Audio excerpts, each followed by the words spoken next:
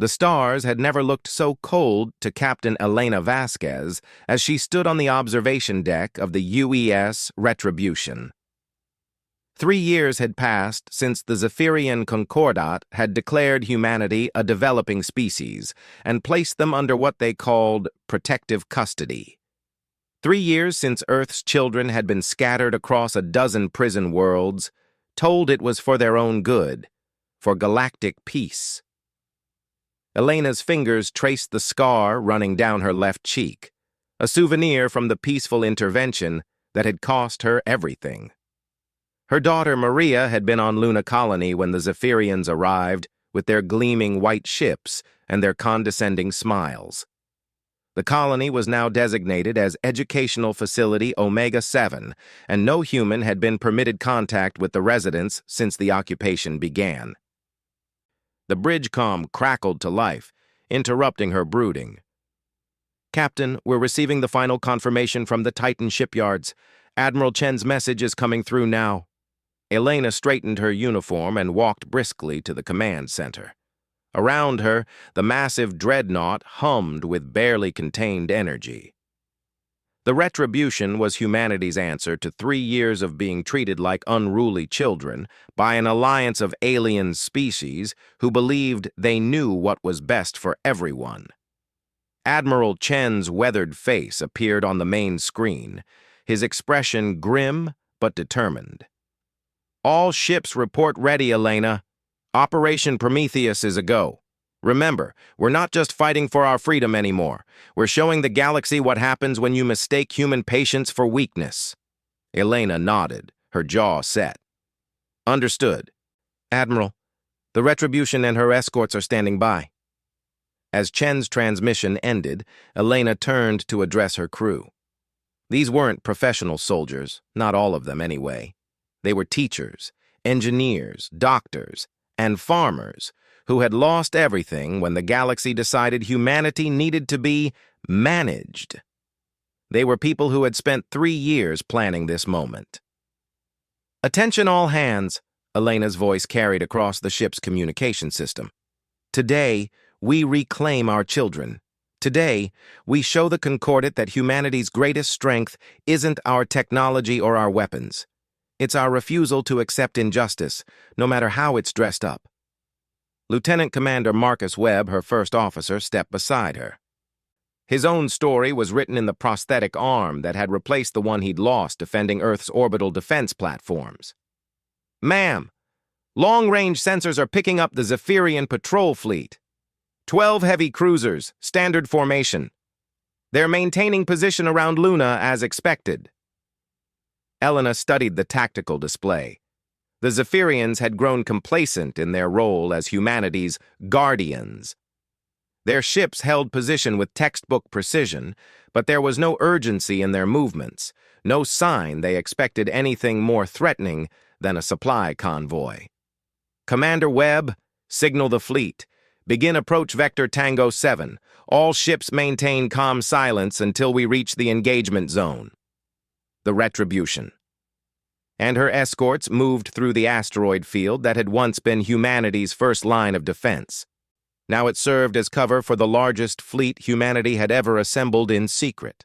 47 ships of various classes, from converted civilian vessels to purpose-built warships constructed in hidden shipyards throughout the outer system. As they cleared the asteroid field, Elena could see Luna growing larger on the main screen. Somewhere on that ancient satellite, her daughter was imprisoned along with 30,000 other human children, all being subjected to what the Zephyrians called cultural rehabilitation. The Zephyrian fleet finally noticed them when they were only 10 minutes from engagement range. Elena watched with satisfaction as their perfect formation began to shift, confusion evident in their movements. According to the Concordat's records, humanity had been completely disarmed. These ships shouldn't exist. "Incoming transmission from the Zephyrian flagship," Webb reported. "Put it through." The screen filled with the angular features of Commodore Vel Ashran, his usually pristine white uniform showing signs of hasty dressing. Human vessels, you are in violation of Concordant Resolution 2847. Power down your weapons and prepare to be boarded. Your presence here is unauthorized and dangerous to the protected population. Elena stepped forward, making sure her face was clearly visible. Commodore, this is Captain Elena Vasquez of the United Earth ship Retribution. I'm here to collect my people.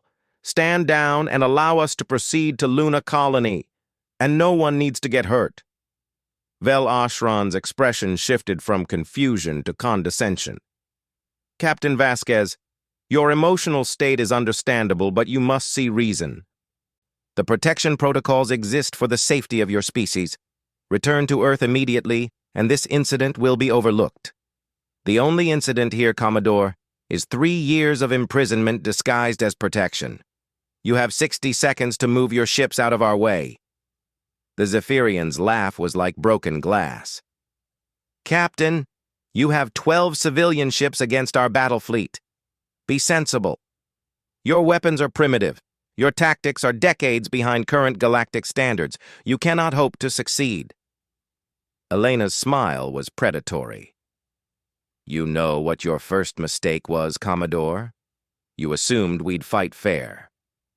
She cut the transmission and turned to her tactical officer. Sergeant Morrison, initiate the Prometheus Protocol. All ships. Execute attack pattern Delta 4. What happened next would be discussed in tactical academies for decades to come. The human fleet didn't engage in the traditional opening exchange of long-range fire. Instead, they scattered into what appeared to be a panicked retreat, each ship heading in a different direction. The Zephyrians, confident in their superiority, pursued in small groups to round up what they saw as fleeing civilians. It was exactly what Elena had hoped for. Now, she whispered. The first Zephyrian cruiser to break formation found itself facing not one, but 3 human ships that had used the nearby asteroids as cover. But instead of engaging in a proper standoff, the human ships closed to point-blank range. Their armored hulls designed to absorb punishment, while their crews did what humans had always done best, improvise. The Retribution. Herself took on 2 Zephyrian heavy cruisers, but instead of maintaining distance and trading fire, Elena ordered her ship directly between them. The Zephyrians, trained in civilized warfare, hesitated for crucial seconds as the human dreadnought opened fire on both vessels simultaneously, her crew having trained for exactly this scenario. Across the battlefield, human ships were doing the impossible by galactic standards. They rammed when they should have retreated, self-destructed to take out larger vessels when defeat seemed certain, and coordinated attacks with a ferocity that the Concordate's tactical computers couldn't predict or counter. The Zephyrian Commodore's voice crackled across all frequencies. This is madness! You're violating every principle of civilized warfare. Your casualties will be enormous! Elena, standing calmly on her bridge as debris from a destroyed Zephyrian cruiser scattered across her view screen, responded with ice in her voice. Commodore, you made 2 critical errors. First, you assumed we cared about your rules. Second, you forgot that humans wrote the book on fighting dirty. Within 30 minutes, the Zephyrian fleet was scattered. 3 ships had been completely destroyed, 5 more were crippled and drifting, and the remainder were retreating toward the outer system, broadcasting frantic calls for reinforcement. But Elena's satisfaction was short-lived. As the Retribution approached Luna Colony, her sensors detected something that made her blood run cold. The facility's defensive systems were powering up, not to protect the colony from external threats, but to prevent anyone from leaving. Captain. Morrison's voice was tight with controlled fury. They're activating the containment protocols. They'd rather destroy the colony than let us reach the children. Elena closed her eyes for a moment, thinking of Maria's laugh, of bedtime stories and scraped knees. When she opened them again, her crew saw something in their captain's expression that made several of them step back. All ships, emergency protocol 77 Alpha. We have 15 minutes before those containment systems fully charge. Morrison, get me a direct line to every human on Luna Colony. The transmission penetrated the colony's communications blackout, carrying Elena's voice to every corner of the facility. This is Captain Elena Vasquez of the Earth Liberation Fleet. To all humans in the colony, we are 30,000 strong and we are coming home. Get to the emergency shelters and prepare for extraction. We've been patient long enough. As the human fleet raced toward Luna against the countdown of the Zephyrian containment systems, Elena thought about the message she'd send to the Concordat after this was over. They had offered humanity peace, protection, and the chance to develop slowly under alien guidance. Humanity's answer was burning in space around them, written in the wreckage of ships and the determination of parents who had come to take their children home. The galaxy had made the mistake of thinking that human patience meant human weakness. They were about to learn the difference between a civilization that chose peace and one that had peace chosen for them. The difference, Elena reflected as Luna grew larger on the screen, was revenge served with precision, fury, and the unstoppable force of a species that had finally decided it had had enough of being reasonable. The retribution, and her fleet pressed forward, their weapons charging, their crews ready to show the galaxy what humans were really capable of when someone threatened their family. The age of human submission was ending, and what came next would reshape the balance of power among the stars forever. The emergency shelters beneath Luna Colony shook as the containment systems above ground reached critical charge. Elena's fleet had 8 minutes to breach the facility's defenses before the Zephyrians would rather murder 30,000 children than admit they were wrong about humanity. Maria Vasquez pressed herself against the shelter wall, her 17-year-old frame trembling not from fear but from rage. 3 years of cultural rehabilitation had taught her many things the Zephyrians hadn't intended. She'd learned that rebellion could be quiet, that resistance could be patient, and that sometimes the most dangerous weapon was the thing your captors refused to see. "Everyone stay calm," she called out to the younger children around her. "Remember what we practiced. When the extraction teams arrive, stay together and move fast." The other teenagers nodded grimly. They had spent months preparing for this moment, secretly organizing the colony's population, mapping escape routes, and teaching the youngest children how to survive what was coming. The Zephyrians had been so focused on their educational programs that they never noticed their prisoners were preparing for war. Above ground, the Retribution led the human fleet in a desperate charge toward Luna's surface. The containment field was designed to prevent escape, but Elena had studied the specifications during her years of planning. The system had a fatal flaw. It was designed by a species that valued efficiency over redundancy. "Morrison, target the primary power coupling. All escort ships, concentrate fire on grid reference 7 Alpha. The human ships opened fire with everything they had. Unlike the Zephyrians, who preferred precise, minimal damage engagements, humanity had rediscovered the ancient military principle of overkill. If one missile might work, fire 10. If a surgical strike was sufficient, use a sledgehammer. The containment field flickered and failed, just as Elena's ships reached the colony perimeter. But their victory was short-lived. Across the lunar surface, automated defense turrets emerged from hidden positions, their targeting systems locking onto the approaching human vessels. "Evasive maneuvers," Elena commanded. "All ships, execute the Terran Doctrine." What the Zephyrians witnessed next would haunt their tactical analysts for generations. Instead of pulling back to engage the turrets at safe range, the human ships dove toward the surface, using the colony's own structures as cover.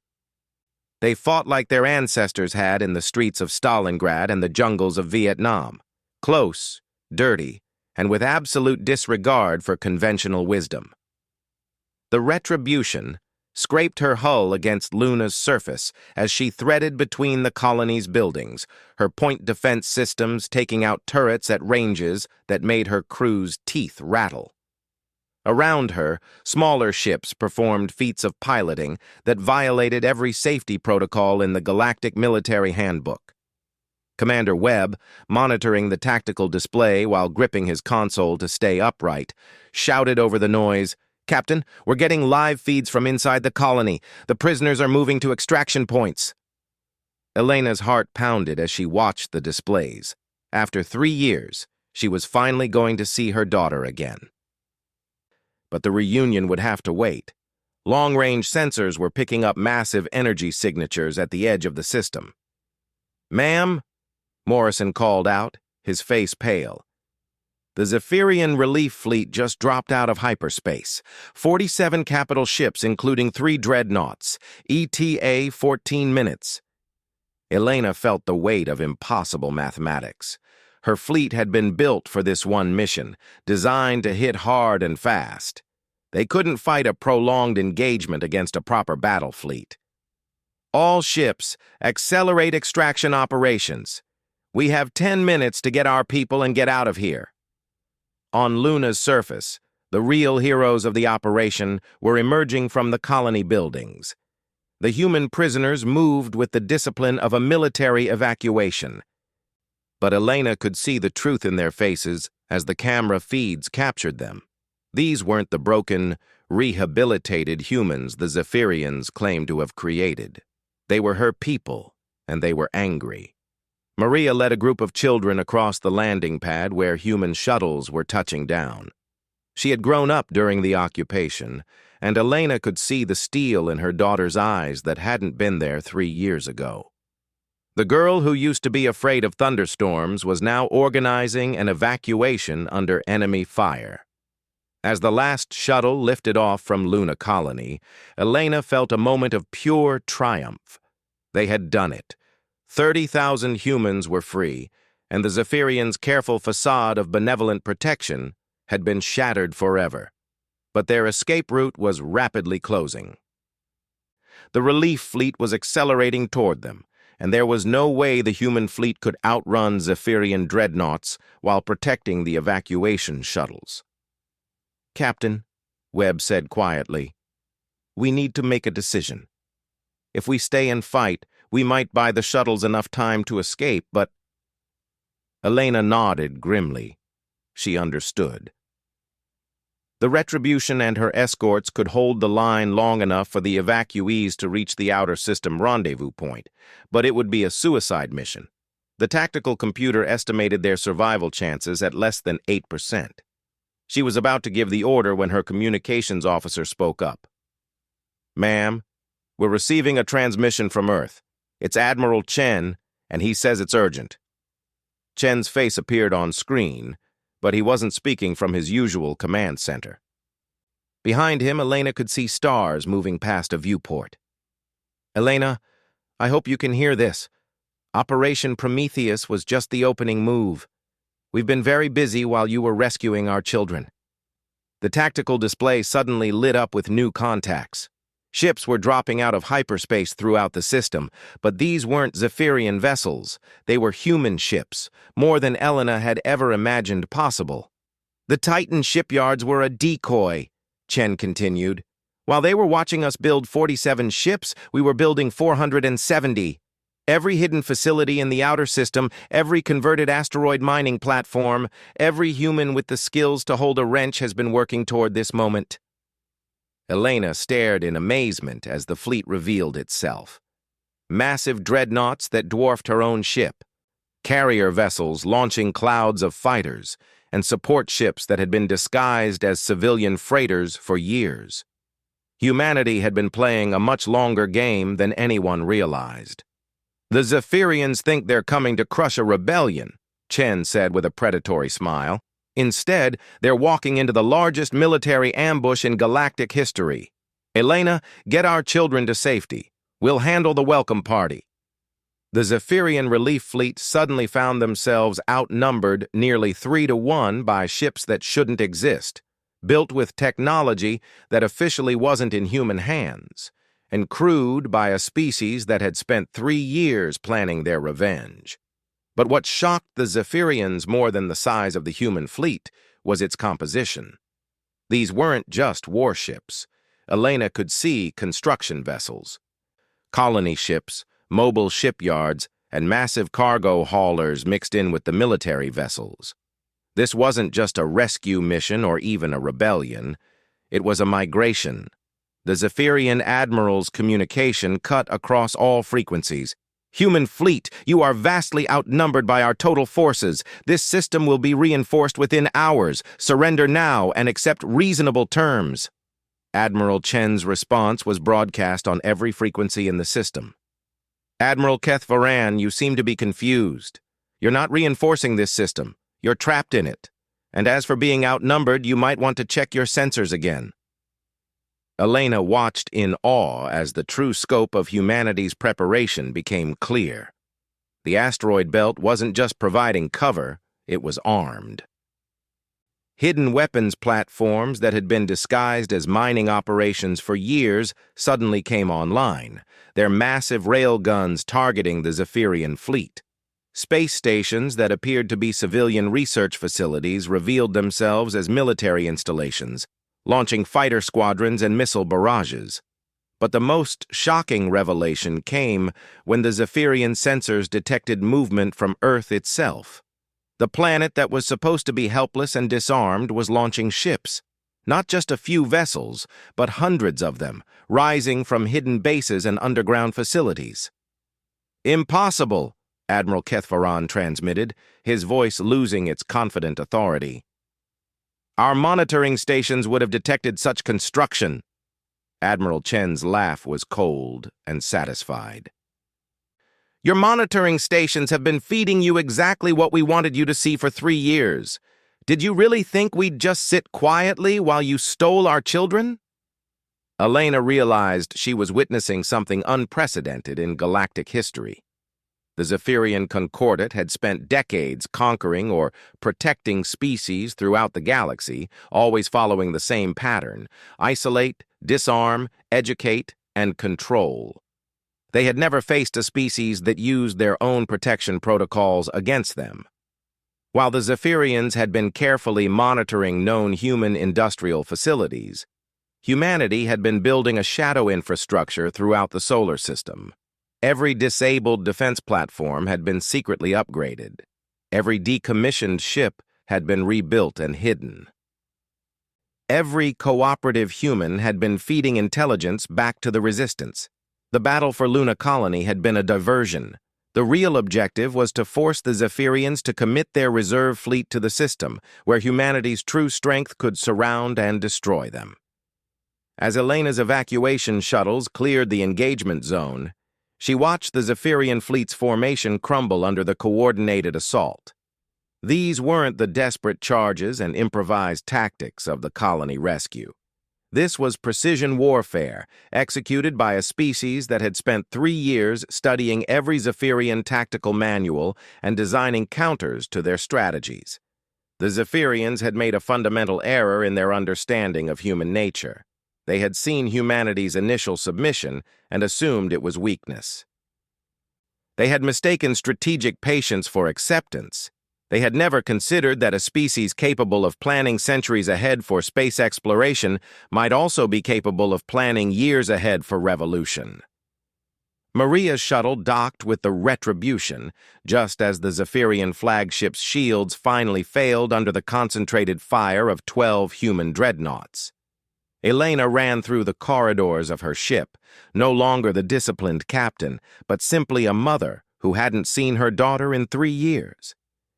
When they embraced in the shuttle bay, Maria whispered in her mother's ear, "Mom, we weren't just prisoners down there.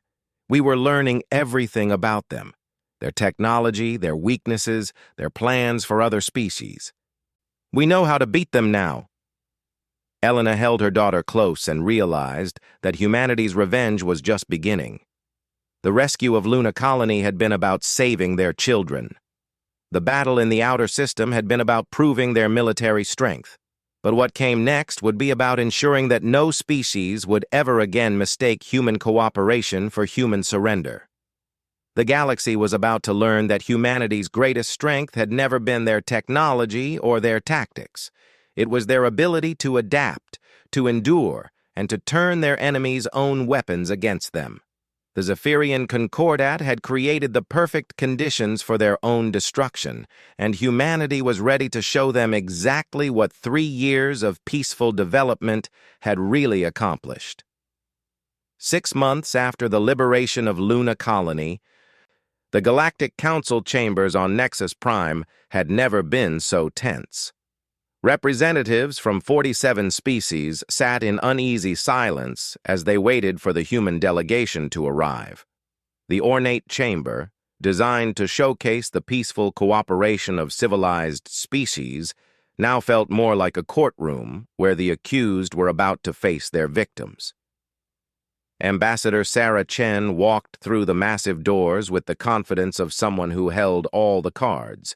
Behind her, a small group of human advisors included several individuals the council recognized with uncomfortable surprise. Former prisoners from various rehabilitation facilities throughout the galaxy, including Maria Vasquez, now serving as a specialist in Zephyrian cultural analysis. The Zephyrian Concordat's delegation shifted nervously in their seats. Admiral Keth Voran had been replaced by High Counselor Vel Ashran after the disaster in the Sol system. The destruction of their relief fleet had been a military catastrophe, but the political aftermath had been even worse for them. "Honored representatives," Ambassador Chen began, her voice carrying clearly through the chamber, "humanity stands before you today not as supplicants or prisoners, but as equals who have proven their right to self-determination through strength." Counselor Jax Theron of the Morvani Federation stood up, his tentacles quivering with agitation. "The human actions were barbaric. The destruction of the Zephyrian fleet violated every principle of civilized warfare. Your species showed complete disregard for the accepted rules of engagement." Sarah's smile was razor-sharp. "Counselor, could you please remind us which galactic law authorized the Zephyrian Concordat to kidnap 30,000 human children and hold them prisoner for 3 years? The chamber fell silent.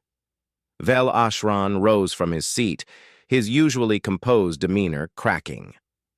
The protection protocols were implemented for the safety of developing species. Humanity showed aggressive tendencies that required management. Aggressive tendencies.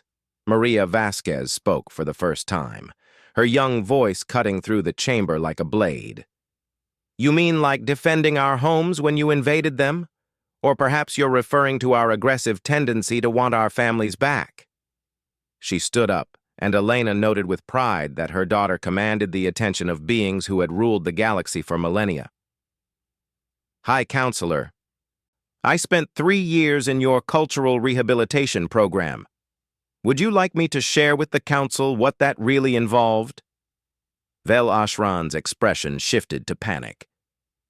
"The educational facilities were designed to integrate human youth into galactic civilization." Maria activated a portable holo display, and suddenly the chamber was filled with recordings that made several alien representatives recoil in disgust. Children in sterile white rooms separated from their families, being subjected to neural conditioning designed to make them compliant. Teenagers being punished for speaking Earth languages or practicing human customs. Young adults being prepared for forced relocation to Zephyrian colonies as cultural ambassadors. "Integration," Maria said coldly. "Is that what you call erasing everything that makes us human?" The evidence was overwhelming and horrifying. The council members began to understand that what they had witnessed in the Sol system wasn't an overreaction by an aggressive species. It was the measured response of parents who had discovered their children were being systematically destroyed. Ambassador Chen resumed control of the presentation. "The Zephyrian Concordat has operated similar programs on 17 different worlds over the past century. They have perfected the art of cultural genocide, hiding it behind the language of protection and development." She activated another series of displays showing similar facilities on worlds throughout the galaxy. The pattern was always the same: arrive with overwhelming force, claim the species needed protection from themselves, separate families, and systematically erase any cultural identity that didn't conform to Zephyrian ideals. We demand immediate access to all detention facilities operated by the Concordat, Sarah continued. We demand the release of all prisoners from every species currently held under protection protocols, and we demand reparations for the damages inflicted on human civilization. Vel Ashran's composure finally cracked completely. You cannot make demands of this council. Humanity is a single species against the combined might of the galaxy. Your fleet may have won one battle, but you are still vastly outnumbered. Admiral Chen's voice came from the back of the chamber as he entered with a small escort. High Counselor, you seem to be operating under some outdated assumptions about human military capabilities. Elena watched her father-in-law's presentation with grim satisfaction. The holographic displays now showed the current state of the Sol system, and the transformation was staggering. In the 6 months since Luna Colony, humanity had dropped all pretense of being a single-planet species. Massive orbital shipyards surrounded Earth, Mars, and Jupiter. The asteroid belt had been converted into a network of fortified mining and manufacturing stations. Most shocking of all, the outer system was filled with what could only be described as a battle fleet that dwarfed anything the galaxy had seen since the ancient wars. During the 3 years you held our children hostage, Admiral Chen explained, we built the largest industrial complex in galactic history. We've colonized 14 systems, established permanent military bases throughout our local sector, and formed defensive alliances with 6 species who were also liberated from Concordat protection. The chamber erupted in confused voices as representatives struggled to process what they were seeing. The Helix ambassador, whose species had been under Concordat protection for 20 years, spoke up with obvious hope. You said you formed alliances with other protected species? Maria stepped forward again. Ambassador Crix Val, we know about the Calyx youth camps on Tertius 7. We know about the population controls your people have been subjected to. We know about the mining quotas that have stripped your homeworld bare. The young human's words hit the chamber like a bomb. Species after species began to realize that their protectors had been following the same playbook everywhere they went. The Zephyrians hadn't just targeted humanity, they had been systematically enslaving the galaxy one species at a time. Sarah Chen seized the moment. The human fleet currently stationed in the Sol system represents only the beginning of our response. We have shared our military technology with every species willing to reclaim their freedom. The age of Zephyrian domination is ending. Vel Ashran looked around the chamber desperately. The Concordat has brought peace to the galaxy for 2 centuries. Our guidance has prevented countless wars. Our protection has allowed younger species to develop safely. Your peace, Elena said, standing up from the gallery where she had been watching, was built on the graves of free civilizations. Your protection was slavery with better marketing, and your guidance was the systematic destruction of anything that didn't conform to your vision of order. She activated her own display, showing the liberation fleets that were already moving toward Concordat detention facilities throughout the galaxy. Captain Elena Vasquez of the United Earth ship. Retribution. 6 hours ago, my task force liberated the Alteri prison colonies. Tomorrow, we'll be freeing the next detention facilities. By the end of this month, every human held by your people will be coming home. The implications were staggering. Humanity wasn't just demanding the return of their own people, they were actively liberating every prison the Zephyrians operated, and they weren't doing it alone. Admiral Chen's final revelation shattered the last of the Council's composure. Representatives of the Galactic Council, I want to make humanity's position absolutely clear. We are not seeking revenge against individual Zephyrians or demanding the destruction of their species. We are demanding the complete dismantling of the Concordate's protection apparatus and the establishment of a new galactic order based on genuine cooperation rather than disguised conquest." He paused, letting his words sink in before delivering the killing blow. "The alternative is war, not the limited engagement you witnessed in the Sol system, but total war involving every species that has suffered under Concordate protection. A war that will not end until the galaxy is free, or until humanity and its allies are completely destroyed." The silence that followed was deafening. The representatives were calculating, weighing their options, and realizing that the balance of power in the galaxy had fundamentally shifted. The Zephyrians had created their own enemies by targeting the one species stubborn enough to fight back and smart enough to win. Counselor Jax Theron of the Morvani Federation spoke carefully. "What guarantees do we have that humanity will not simply become the new dominant power, replacing Zephyrian control with human control?" Maria answered, before any of the senior diplomats could respond. "Counselor, we spent 3 years learning everything about the Zephyrians, their history, their methods, their justifications for conquest. We know exactly how good intentions can become systematic oppression." She looked around the chamber, meeting the eyes of representatives from species that had been free, enslaved, and everything in between. "We're proposing something the galaxy has never had. A confederation of truly independent species, each responsible for their own development, trading and cooperating as equals rather than as conquerors and subjects." Ambassador Chen resumed control of the negotiations. "The human proposal is simple: complete independence for every species currently under Concordate control, the establishment of a new galactic charter based on non-interference and mutual respect, and the trial of Zephyrian leadership for crimes against galactic civilization." She smiled, and there was steel behind it. "We're prepared to negotiate the details, but those 3 principles are non-negotiable. The galaxy will be free, or we'll tear down every system that stands in the way of freedom." Vel Ashran made one final desperate attempt to maintain control. "You speak of freedom, but what you're proposing is chaos. Without proper guidance, younger species will destroy themselves.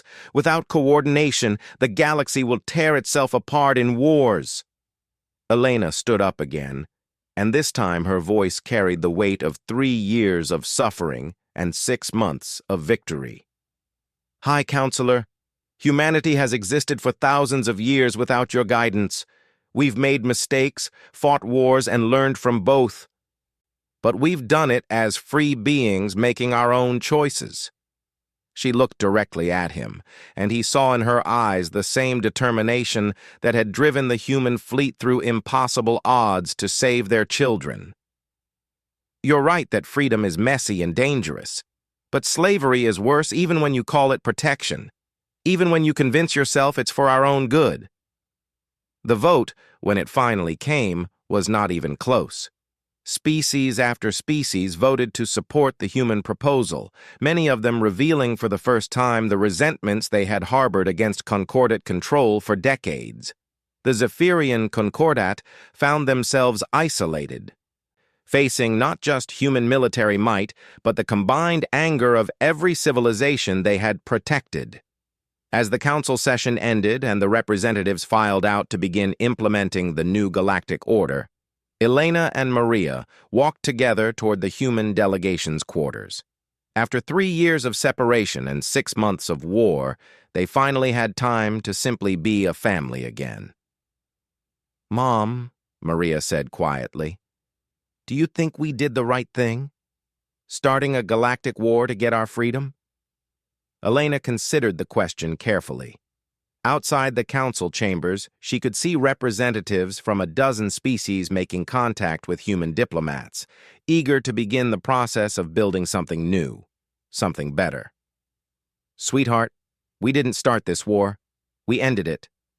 The Zephyrians had been fighting a war against free will for 2 centuries.